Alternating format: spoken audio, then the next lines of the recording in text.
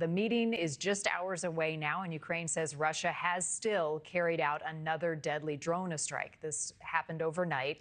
7 civilians reportedly killed, 17 more were injured. President Trump, though, apparently optimistic about reaching a deal today. NewsNation has team coverage from Alaska to Ukraine. First, though, Kellie Meyer is en route to the base ahead of this meeting. Kellie, good morning once again to you. Let's talk about the logistics. So the one-on-one between Putin and Trump will be first.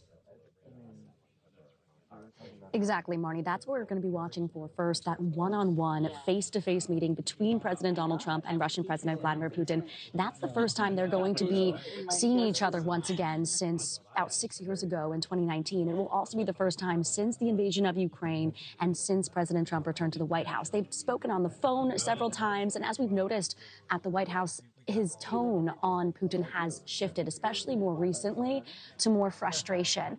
But he does seem, as you mentioned, optimistic going into today. He seems eager to speak with him. He even said to reporters on Air Force One coming over here that he is not here to negotiate. He's here to get the two to the table.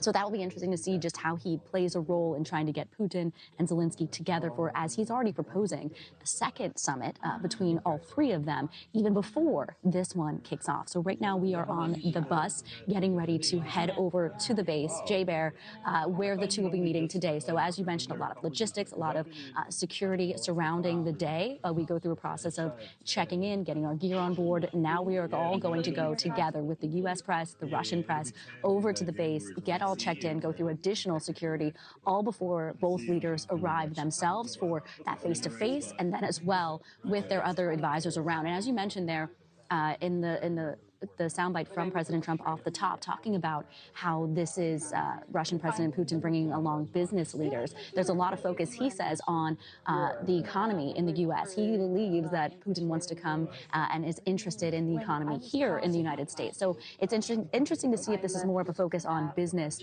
as the president is used to making some deals as a way to try to get him to make concessions, including a ceasefire potentially coming out of this meeting. Marni. Vladimir Putin doesn't leave Russia often. I mean, he's pretty isolated, so the fact that he is coming to this meeting is pretty significant. Kellie, what's the security around the event that you've already gone through? And as these two world leaders meet, what will we see as the public and you guys as the media? Do we even know yet if there will be an open opportunity for Q&A, or does that all depend on how the meeting goes?